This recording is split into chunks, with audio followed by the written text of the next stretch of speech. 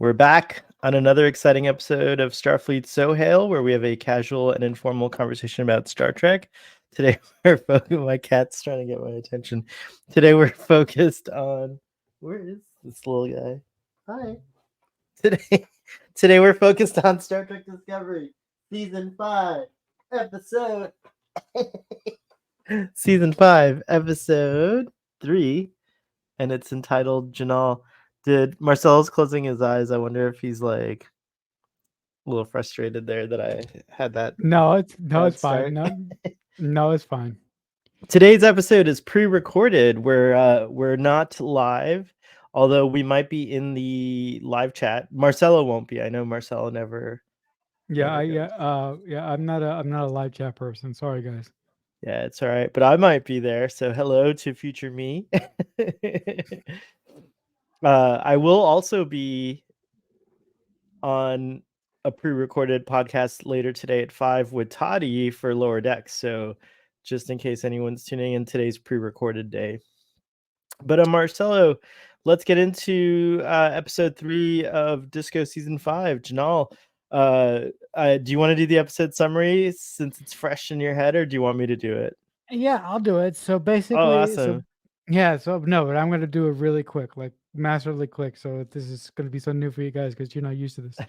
So basically, Michael, and her beloved crew actually have to go to Trill to get another piece of the clue that will lead them to the makers of the universe or the overall gods in the Star Trek the universe. the And progenitors the from progenitors, thank you.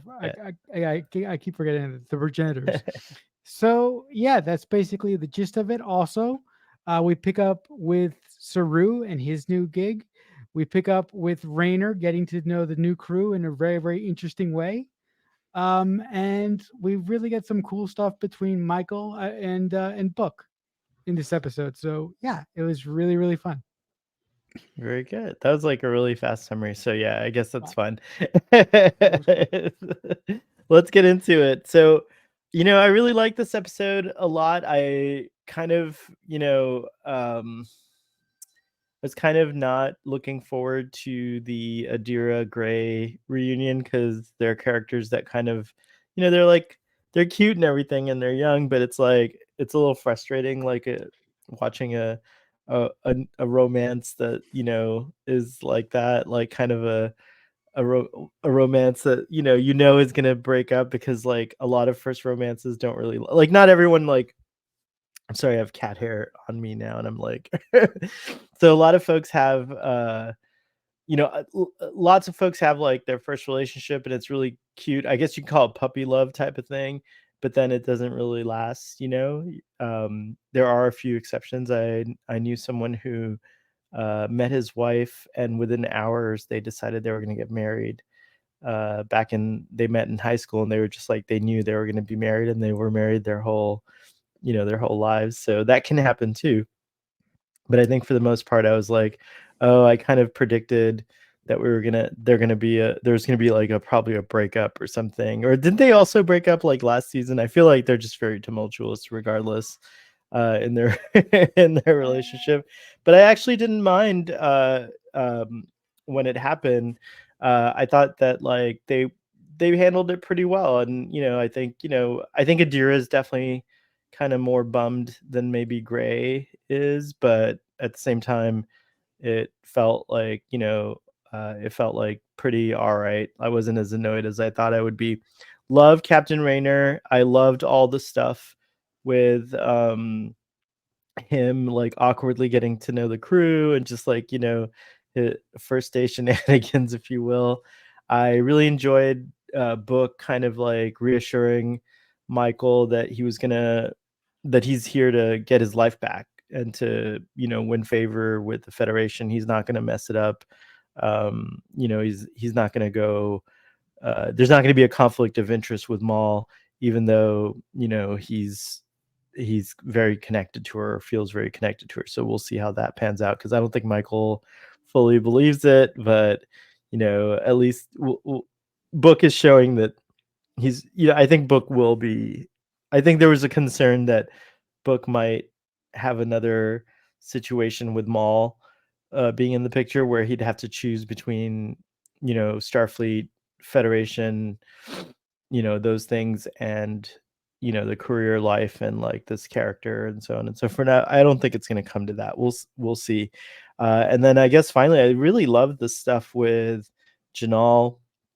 This like, 800-year-old consciousness having another chance to be corporeal, and like getting all the juicy exposition nuggets about the progenitor device, and finding out how, like, when they first found it, a scientist tried to activate it, and was horrifically killed, unfortunately, during that. Just kind of like re-emphasizing its power. I loved all the stuff like that Janelle had set up with the kind of the insectoid aliens or whatever, that were like defending their spawning grounds, or mating grounds, or breeding grounds. And yeah, that was all very cool. I think the episode just like was a pretty solid, good, third episode. You have like these first two episodes that are like, come out with a bang, and so you're like, oh, is the third episode going to be just as good? And I thought it was. It was pretty exciting and entertaining. What about you? The most disappointing thing to this episode for me, I start with the negative stuff first, people. I think that the scene between Adira and Gray had to happen, but in retrospect, it didn't have to happen because I feel that the Gray and Adira relationship was another thing that the writers could have done differently and could have handled differently.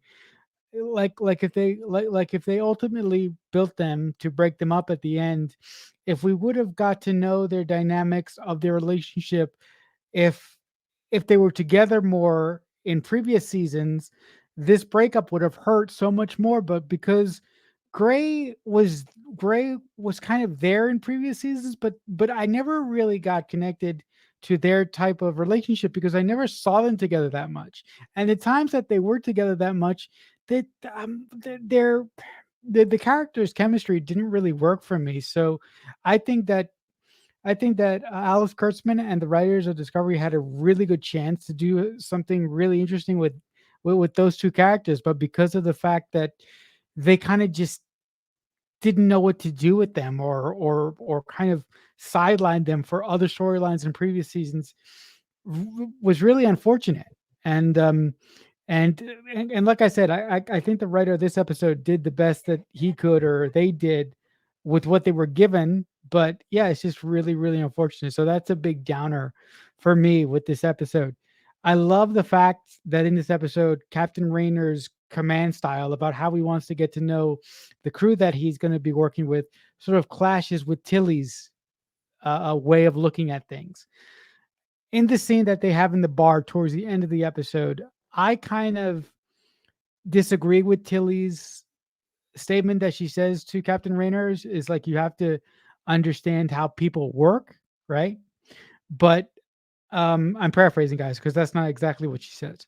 But I think that Tilly should understand that there are many different ways to conduct yourself while you're in command, and there are many different ways to get to know people, or to find out what really makes people tick. And I don't think that she was giving Captain Rayner enough latitude.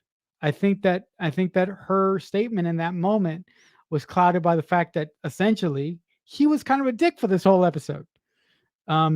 But so I would love to know what you think about that.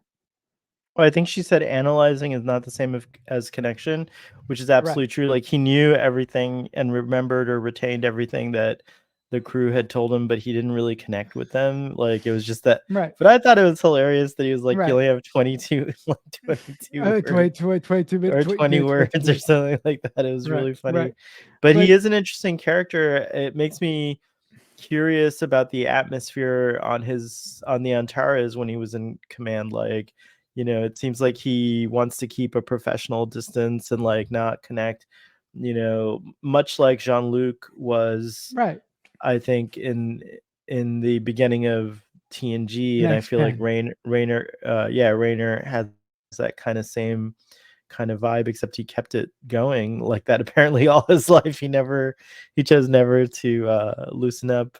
um But I wonder if Jean Luc, if it weren't for Riker and stuff, if Jean Luc would ever have softened. I guess it just depends on your first officer.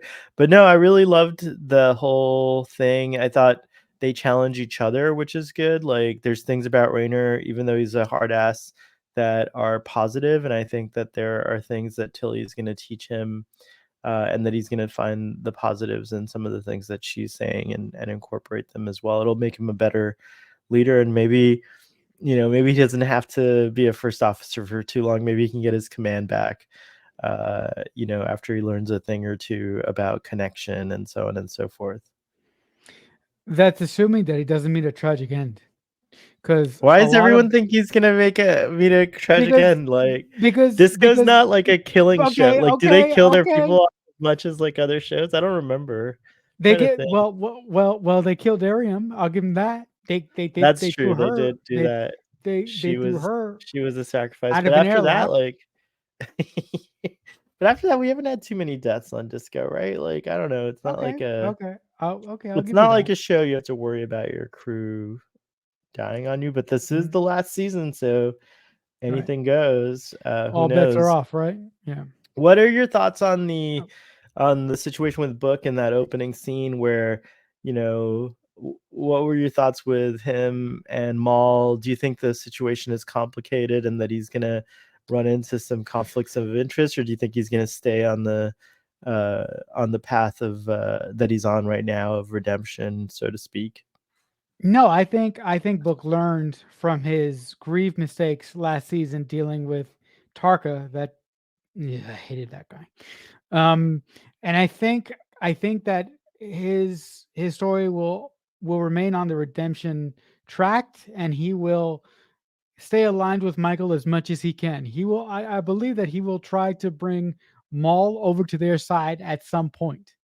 I think that Maul will obviously resist it, but I think Booker wants to make amends for all the stuff that he laid at Burnham's feet last season that was sort of unnecessary. Like I said in our previous discussions, if he wasn't so blinded by grief, he wouldn't have been so dumb last season. In my opinion. Um, so I really think that this is his opportunity to really give a a I'm sorry to Michael Burnham in a metaphorical sort of sense. And hopefully if he does that, they can move on and they can learn how to be friends again, and they can learn how to sort of trust each other in a deeper, more connected kind of way. Yeah, I think so too. I think so too. I like the way that Sonequa Martin Green and David Ajala are like bouncing off of each other. There's like this like I like how Jinaal calls him out at one point. He's like at the end, he's like captain, associate. Because it's like there's clearly more to it, but I really enjoyed all that. But yeah, Book's an interesting character. I'm kind of bummed that they're like on this separation. I really like them together as a couple, but it's been a while since they've been, connected, and there's a lot of complications, for that connection to get reestablished. But I think they'll get through it. I think they're gonna be together. I hope so. Anyways, You know, Janal, what did you think of? Oh, go ahead. Sorry, you had some more y- thoughts. I'm sorry, just one quick thing. If they do get back together, which is something that I am fiercely against, but there are a lot of people like you that want them to get back together. I do. I But do. if they do get back together, it's got to be at a wedding, and the wedding has to be at the end. Has to be at the end of the season after this big adventure. It has to be. It just You think the has to be. wedding of Saru and Tarina will be at the very end of the season, like kind of like a cap? I think that'd be Yeah, nice. yeah, Actually, I like that. yeah, Yeah, yeah. I mean, look, that's probably not what's going to happen, but it would be a nice cap. So that's what I would suggest if I was in the writers' room when they were breaking these episodes. that's true. It's a really good. That's a really good point. What did you think of the character of Janal Bix, this new Trill character, part of the scientific group that uncovered the progenitor device and hid it? He was cool. He was cool. For a Trill guest of the week, he was really really cool. But the one thing that I in the back of my mind, I was like, it would have been really cool if they could have brought back either I mean, this is totally Jadzia, fan. you're Yeah. thinking Jadzia or Yeah, yeah, Esri? Everyone wants yes. Jadzia or No, Esri to no, come back. It's hold up, so hold up. If it funny. like if they brought back Esri to like, be that individual, but uh if when Esri hopped into um Culver, you would hear Terry Farrell, I would have lose my mind. Like that would have been so cool. Like I really I really would like to see one of the Daxes come back as well, but I yeah, think there's plenty of opportunities, right. to have that happen in, Also, maybe in the Star Trek Legacy series when it, if it happens, I think something like it will happen. I'm not sure if I actually think Star Trek Legacy will happen. I just don't think I think folks should continue to let Paramount Plus know that they or Paramount know that they want it. But I think the article made it pretty clear that we weren't going to get an announcement of any kind as to a decision until after whatever mergers are occurring, which I think the latest is with Skydance or something like yeah, that. So Skydance. so stay tuned. But I do think there's going to be a legacy series or a legacy type series. It's like a good area to kind of set things in, and it would give us the opportunity to see characters like Esri return and so on and so forth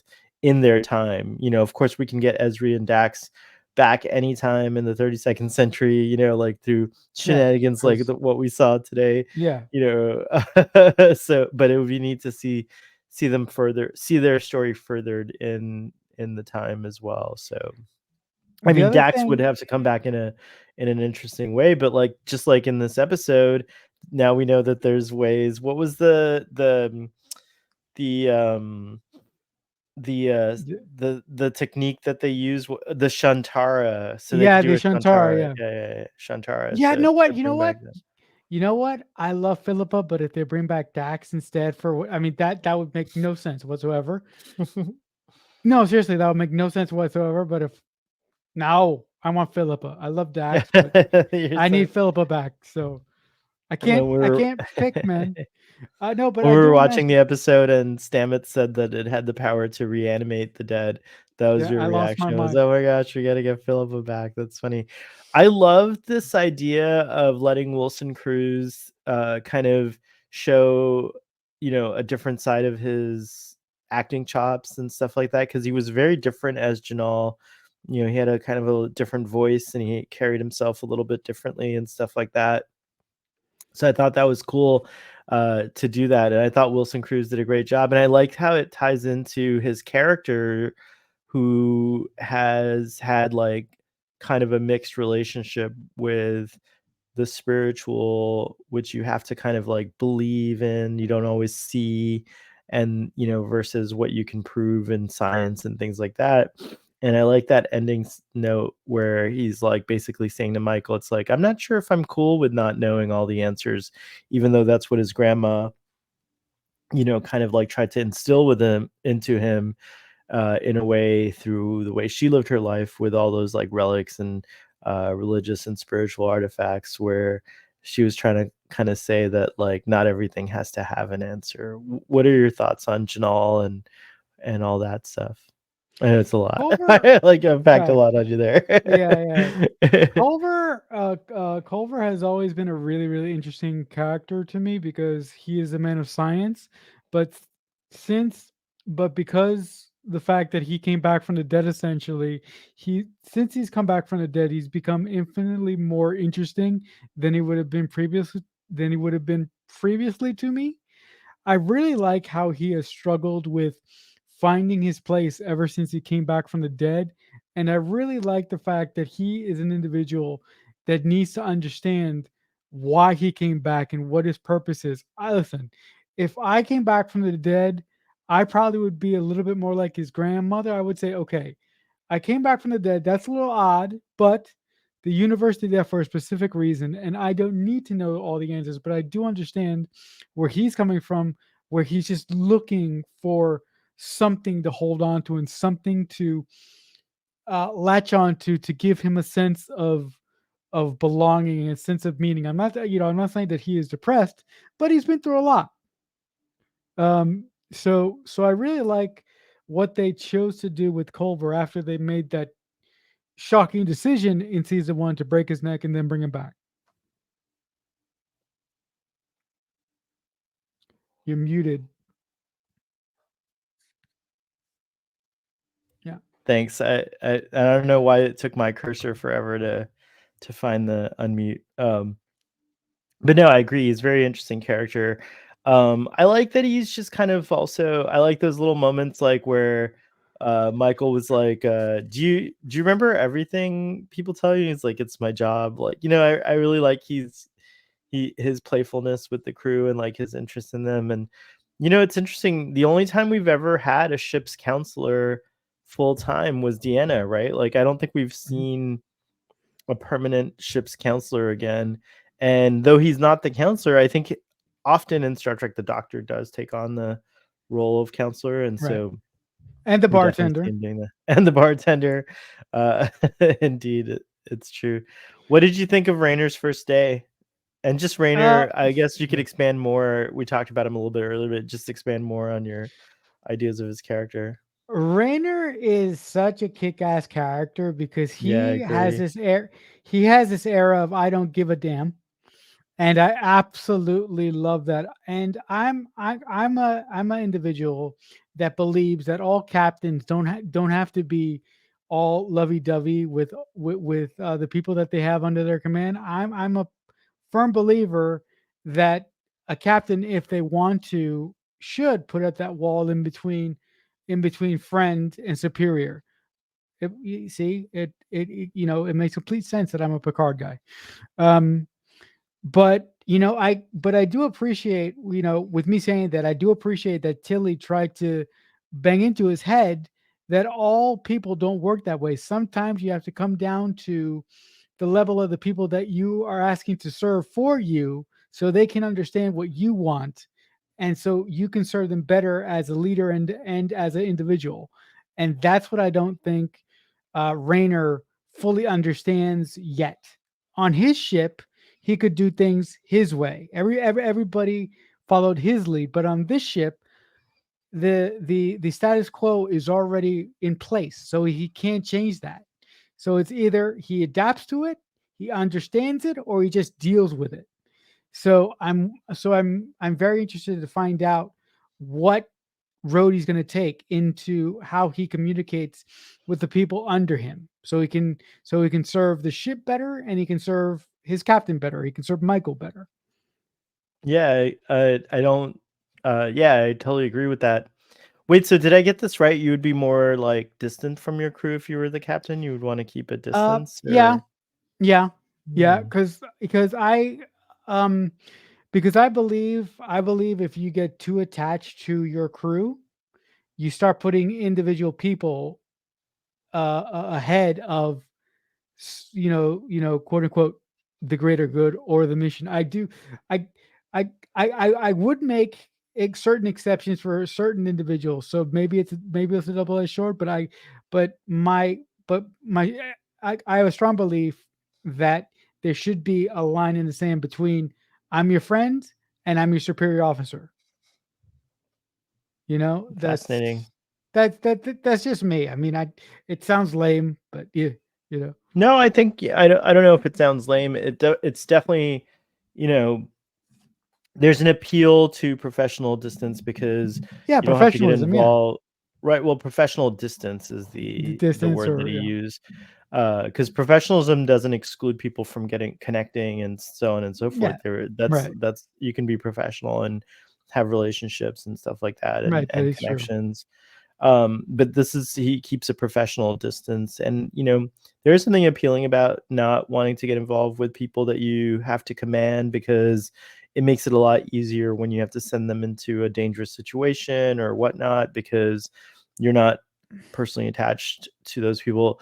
But I think for me personally, I would like to see Rainer kind of loosen up on that, because I think that you actually make personally, I think you make better decisions when you have a stake in, there's something that you have invested in that. So, you know, it because life shouldn't have to just be, cold. Like, Right, you right. might make the same decision, but at least you'll know, that you tried your best to make another decision because you cared for that person and you like had a connection with them. And so to me, I think a first officer, like, it is interesting because in this situation, you can liken Burnham and Rayner to kind of like Janeway and Tuvok, right? Tuvok was kind of dispassionate, right? Like Tuvok was the first off. Well, no, sorry, Chakotay was, but you know what I mean. Like, I Yeah. guess Spock and Kirk is a better analogy then. But like, Yes. Spock was more dispassionate. He was prepared to make those like tough decisions. He reminds me a lot, actually, now that I think about it. Like Rayner is kind of like a very Vulcan-like character in that sense, of not necessarily seeing the value in an emotional connection. Would you agree, though, the fact that Raynor is so detached and the fact that Raynor has such a different command style to the one that Michael has, do you agree that if the crew gets in a life and death situation before the final season is over, which Which they I bet will, they will. Yeah, because I was be- gonna say. because they always do, um, if Michael has to make a tough decision about one of her crewmates and she's having trouble doing that, do you think I think that would be a perfect time for Rainer to make the decision for Michael when she can't. So I yeah, think so it just depends on the relationship that Rainer and Michael have, because right, I don't think Rainer would overstep on a Michael. captain. Yeah, I don't think knowing that, that's the other great thing about having an EXO that is a captain. Like, he might he knows what it's like to be a captain, and he may not step on her toes in that way, but Okay. they might have a rapport where that's okay, and if they do, I'm okay with it, but if they don't, I don't wanna see that kinda drama, you know what I mean? Like, I think Rainer's smart enough to not make Step on our decisions for toes. my yeah, Right. to step on her toes, but we'll see, he No, might and not, he might right. not be, he No, might step on her no, but toes the a other lot. no, but the other thing is that even if Rainer tries to step on her toes, Michael is not going to lie down for him at all. Michael's going to just Well, go no, I right for it. know. Yeah, Michael will, yeah, but I think I know what you're trying to say there with that, Right. and it just all depends on how their relationship, develops, Goes. 'cause it might, yeah, it might be something natural to them, and it might not. Right. Right. Before we go to Trill, what did you think of the stuff with Saru and Tarina, as you call it, the political BS? What did you Aces. think of all the political BS and all that stuff? Aces. I loved it so much. You have no idea how much fun it was to have this story with Michael and Book and Rainer and everybody else following the primary push of the season. But I really like that the writers made time to follow Saru on his new Were journey you and his worried that new. we wouldn't see Saru again this season Yeah, I was after, panicked. yeah, I was panicked. I was like, I was yeah. like, I was like, I was like, I was like, God damn, they exiled Doug Jones. No more Doug Jones. I need, I need my Doug. No, he's definitely there, so that's I cool. just, I just love Men in Suit. Ah! No, but yeah, no, but That's funny. it was just great. It was great to see how their dynamic could potentially work in the future, and it was great to see Saru being so selfless to be open to sacrificing his relationship with the woman he loves to save political face. So I'm really glad that he did that. Well, But on the other, to save her right, political career, like, right, right, right, right, not his. he wanted to, right, yeah, he was ready to stand by her side, but, it was interesting, what do you think of this Vulcan, advisor guy? He's a dick. You know what I think? He's a dick. He is, he totally is. But what do you think's up with him? Like, he seems a little suspicious to me. I'm a little worried about this Oh, character what? and Oh, the kind of mischief he oh, might make this season oh, for Tarina and Saru, and, he might have an agenda that we're not aware of here. it's possible. It's possible. I mean, it's possible that behind one of those hands he's holding a dagger and he might use it at some point. Um, you know. But yeah, I generally think that he is a that he thinks from a political mindset and he doesn't think from a romantic mindset. Um, and yeah, so that's why primarily I think he's a dick. But it could be possible that he has some ulterior motives that we're not seeing quite yet. Yeah, I think I mean, he seems like he's doing things in the best interest of Trina, but I don't know if it is truly in her best interest. Um, she seems to have a really good handle on what her constituency Yeah. wants and what her opponents would be trying to do. And I think he might be trying to, I think he's actually trying to keep it too safe, maybe, or something. I don't know. It's a very No, interesting he might. thing. No, actually, he might want to surpass her. But if Mm. he, but if he wanted to surpass her, why didn't he let? Why did he go to Saru and tell him not to marry her? So either he wants to surpass her, or he actually cares about her No, but I political think career. that's the whole thing is he's trying to sabotage her thing somehow, and Right. I wonder if Tarina's gonna catch on to this and let him go. I wonder if he's gonna be a character It's that, like, possible. poses more problems, as we go along. I loved, Also, one more thing, I just love really oh, quickly go ahead, about sorry. Serena. Sorry, one more thing. She's so badass. I love how she just stands up for herself. I'm like, yeah, you go. You I mean, you're such a bad I can't say Yeah, that word, she's but really cool as she's the so president badass. of Navarre. I like Yeah. that scene where, Saru also kinda defended himself when he was like when, uh, the attaché or the whatever, the aide, he's all like, um, "And then Tarina voted with you," and he was like, "Excuse me, but she voted to her what her To her conscience told her. conscience. She didn't Yeah. vote with me. It just happens that we had the same, you know, decision or whatever." And I like that he made that distinction. I also enjoy this because I think there's like a little bit of parallel with modern. I think a lot of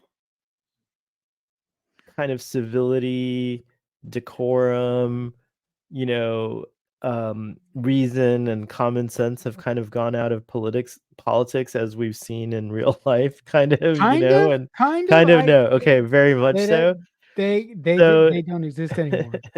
but it's good to see good examples, right? People doing the right things, even though they might have a lot of pressure coming to them from their constituents or lobbyists or whatnot. And politicians representatives, I should say, who choose to do the right thing to represent their constituency and not their own interests or line their pockets or whatever. So that was cool to see examples of that. I hope it inspires the next generation of politicians who will be a better breed, I hope, than the ones we have currently. but, Yeah, I but know, yeah, but it's, I mean, for me, who's been very, very disillusioned with the politics where we are, but I really like to watch space politics that work the way real politics should. So yeah, totally. I hear you. that's just One me. last one last thing about these scenes is that Saru was asking like, is it necessary to put in that I'm both handsome and erudite? And she's like, it is accurate to say you are both. I thought that was like very sweet. And he was like, okay, fine, we can keep it in there. I miss, Or I yeah, don't yeah, remember, yeah. I missed that line. He said that. I missed that line. I I totally don't know missed if it. he said to keep it in, but she said it is accurate to say that you are both, which I thought was very sweet. Right. When she was like when he was like, Tarina, you put in the invitation, my handsome and erudite fiance, and he was kind of embarrassed by it, but then she was like, no, but it's true, that's what you are. I kind of like Mhm. that. Yep. Let's talk about Trill. What did you think of our follow-up and return to Trill? It was cool. It was a really, really nice way for the writers to put in a civilization, put in a really cool civilization, and it was a really cool way to have the Trill be useful in this specific situation, but to I really like the way that they didn't make it seem forced. They went back to Trill for a specific reason, and it really didn't seem forced to me. And that's the one thing that I was worried about this episode. That I thought that the reason for them going back to Trill was going to be sort of plotty, but it kind of really didn't feel that way, and I was really happy because of that.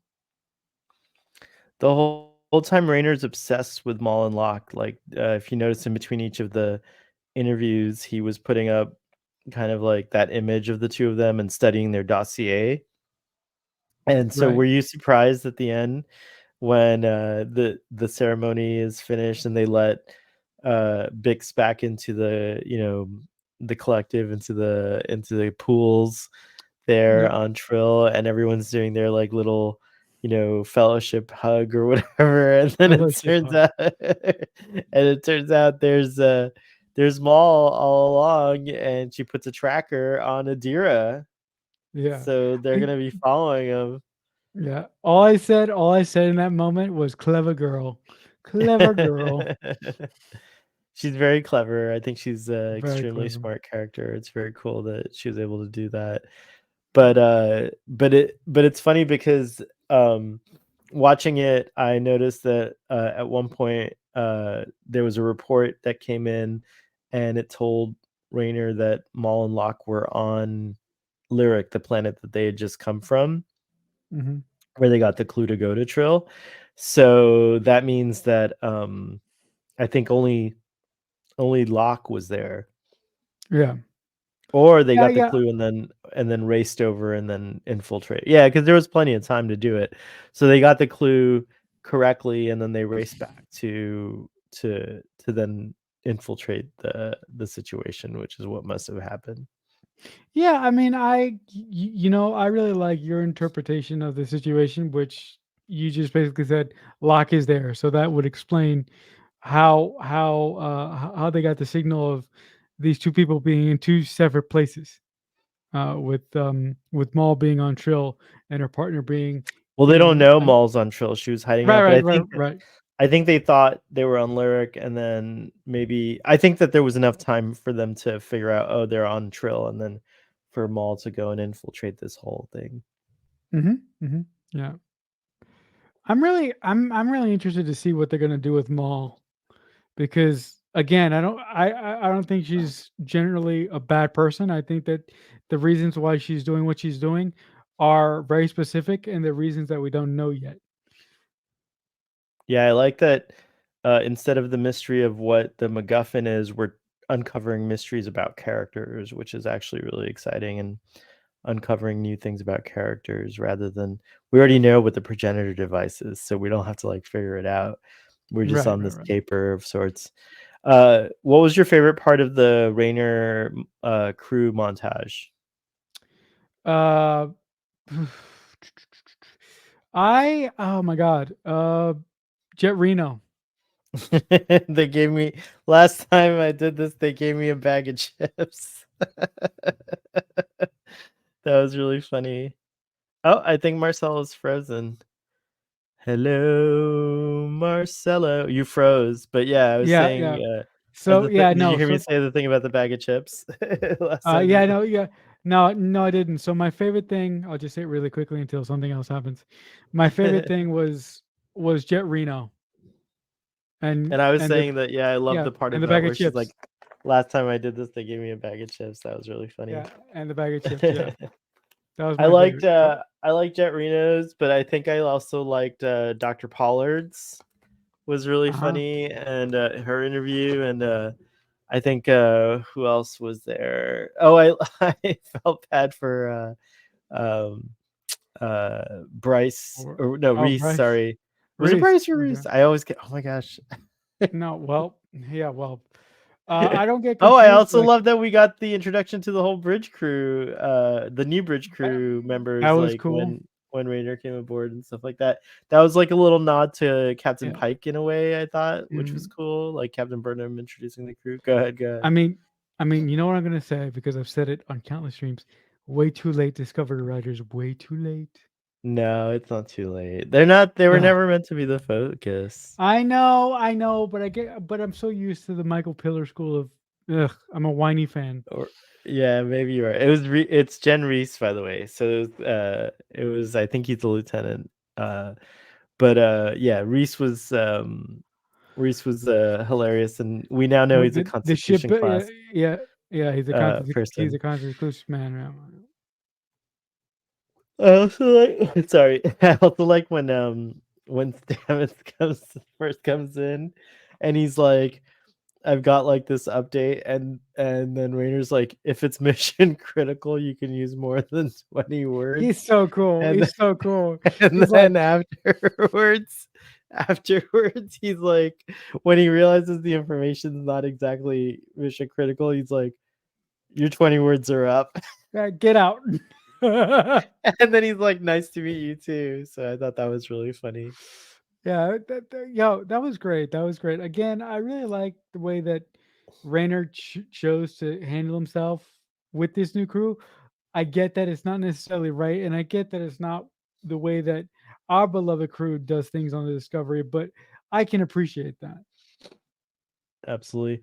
What'd you think of the action set piece in this episode with the Yeah, giant beetles yeah, or whatever yeah. I they were? mean, yeah, that was okay, but the thing that really sold it for me was the chemistry between Book and Michael. But it was the space um spiders were okay. The space spider. They were more like beetles, I thought, like with Yeah, wings. They were winged. They shot this crazy yeah. Goo dart. or No, it's like dart a thing. dart, like a fire dart of some kind, like an energy. They had like natural energy weapons and stuff like that. But Yeah, they were Trill's a cool. pretty dangerous place. I didn't realize they had these kind of beasties on Trill that were like, Yeah, that were that man. dangerous. It's kind of crazy, right? Yeah, Trill is not a planet to be messed with at all. Because if you go over there unprepared, they're certainly going to mess with you if you mess with them. It's true. It's true. Yeah. I did like that that like Burnham came up with that solution using her kind of xenoanthropology background where she realized, oh, they Yeah. must see us as a threat with the phasers, so she puts the phaser away, and as soon as they do that, then Book is able to connect with them using his empathic abilities. Empathy, Empathy, but empathy his ability. they would be empathic abilities, I suppose. Uh And then huh. they let them go, and I love that there was this real danger because Jinaal does say that had he would have, had they not succeeded, he would have let them, you know perish Yeah. basically. You know what? You know what? You know what? I really like that. I really like that because he's not an individual that f's around. So I really like that. Well, yeah, it also puts kind of like a new gravity to this device. I mean, like, it killed one of the scientists, like, when they tried to activate it. Um, they've gone through these great lengths to To hide hit to hide the it from 5 people. Yeah. pieces, and, it's so whatever it is so important or so powerful that, they're even willing to let people die if they come with the wrong intentions. Like, I think he called it, like, looking for a worthy seeker, Yeah. is the thing. I also thought it was interesting that, you know, the landscape of when they hid the device was during the Dominion War, and he asks, Book and Burnham, like, "What's it like now?" And they were like, "It is a time of," Book's like, "It's a time of peace," and I like that Burnham was, like, really honest about it, like, she's like, "Yes, we are in a time of peace, but, like, it's not it's not a linear thing, right? Like, you have to be vigilant, like, there can always be, things that happen and stuff like that." So she wasn't just like, "No, no, no, we're all good. It's all good. It's all, it's all roses," or whatever. I just really appreciated that tie-in to Star Trek history. I think the writers are playing with previous history that has come before that we all know. I think they're playing with it in very interesting ways, but they're also playing with it in a way that I, as a fan, can accept because I get particular about certain things when you mess with history from a franchise that I love. But they're riding the line right down the middle so far with me, so that's fine. I think it's interesting that uh, I know you got excited about it when they talked about it, but what do you think the progenitor device is going to end up doing? Like we know I Stamets says that it might be capable of reanimating the dead, which is kind of a crazy whoop idea. whoop. I know, but Yeah. like, yeah. So what do you I think have the progenitor? Yeah, what do you think it's going to be? I have no idea. Like like like my idea is what I've already said. I think that it's going to have the ability to reanimate people, but I also think that it's going to analyze the mindset of the person who finds it or the being who finds it. And Oh, like it'll be a bec sentient kind of device, maybe. yeah, yeah, yeah. Hmm. And if the device finds out that the individual who found it isn't worthy, they're not gonna that individual or person or whoever isn't gonna be allowed to use it.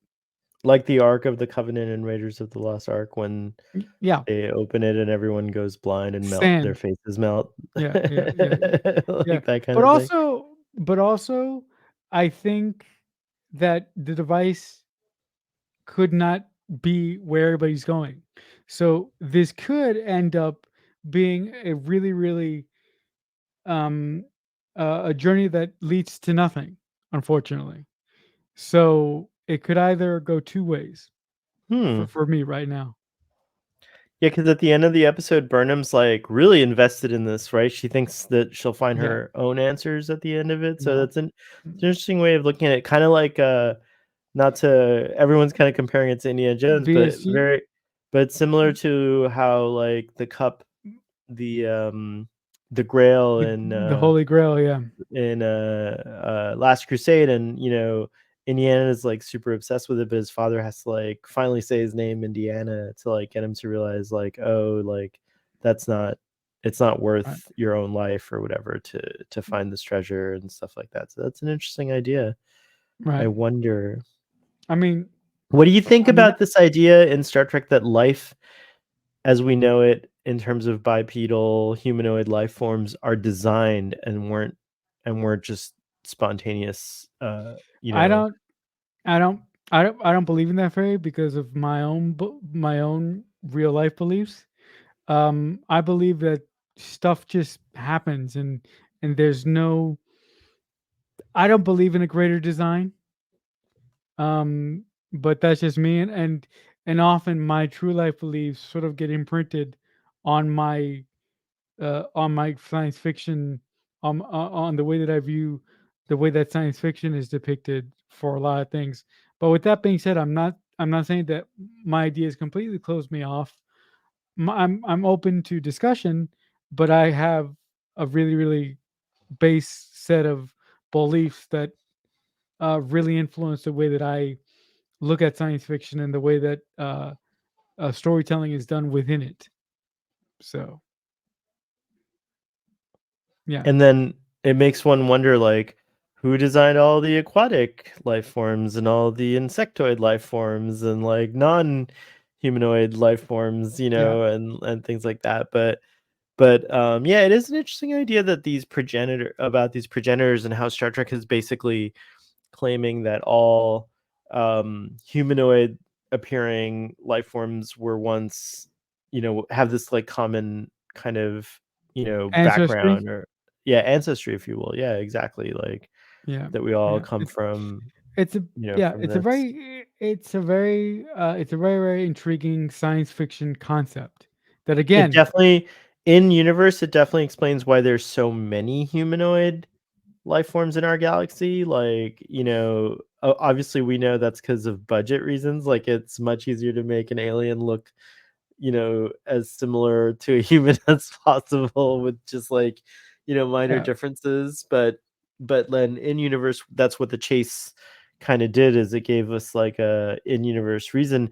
And now Discovery's taking this idea or concept and going even further with it. And so I think this is a really bold kind of thing to like expand on this idea, and like I wonder where it's going to lead to. It's very interesting to me, like, yeah. No, you yeah. know. Either it's going to lead to something really really cool or absolutely nothing. Uh, but I am look, I'm dying to know which is which, Exactly, not and everything has to have an answer, right? yeah. It's true. And also only time will tell what answer we'll get. Yeah, exactly. I'm excited, I'm excited. Any predictions for episode 4 before we, well, Uh, before you give your predictions, I guess, we should talk about our kind of anything we did was there anything we didn't cover, and, do you have any no, final I thoughts? mean, And I guess it's time to give our ratings no, too. yeah, no, I thought this episode was really, really solid. I didn't like it as much as episode 2, and for me, so far, episode 1 is the weakest for reasons, I'll just say that. Um, I really have no predictions where we're gonna go after this. I just wanna go on the ride that, Michelle Paradise, Alice Kurtzman, and the all the rest of the marvelous people who constructed the final season made for me. So I don't have any, uh, desire to really speculate about what's gonna happen next. I'm just here for the Okay. ride. Alright, I like that. Same, Marcelo. I like that. Well, actually, I love speculating, but I have Yeah. had glimpses into the future with my, Of course you have. Lucky man. so I That's it. so That's all I'll say. I have to refrain from speculating. But let's, I guess, to for final thoughts on this episode, um, yeah, it's a really solid episode. I'm gonna give it a 8.5. How about you? Uh, I'll give it uh I'll give it a 6. A 6. All right, above average. Very cool. Well, 6. audience, let us know what you thought. I hope you enjoyed this journey. We're, really sad that we couldn't be live this week. Ooh, I just heard someone sneeze in the background. We're sad that we couldn't be live this week, but we'll try to be back and live the following week. No, actually, we might not be. We might be live. We'll see.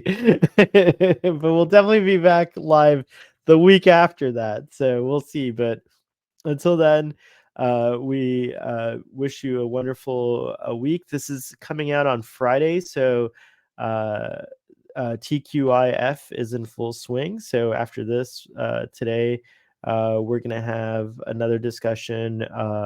I'll be talking with Chuck on the Tube about Lower Decks. And then after that, Fathery and Tex Trek and the whole gang will get together at 8 p.m. Eastern time to do a deep dive into this very same episode. And then later tonight, after Text Trek, we might be doing an After Dark. So stay tuned and check the socials to see what's going on. Marcelo, what do you got to promote this week? Yeah, if you guys want to come and check out my YouTube channel, it's Balloon Hair Productions. I do watch alongs for Buffy the Vampire Slayer, Dawson's Creek. I have reviews for specific Star Trek shows and specific Star Trek seasons, including this one. As a matter of fact, the same time that Text Trek goes on the air live, that's when I usually like to upload. That's when I usually like to premiere my videos because I like to compete with that man.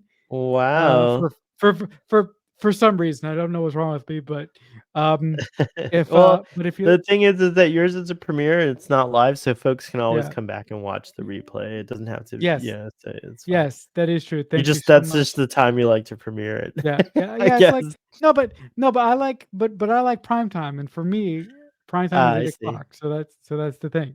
But I'm seriously, a if morning you, person personally, and that's why I like these morning time, podcasts discussions, personally. Yeah, it's yeah. nice.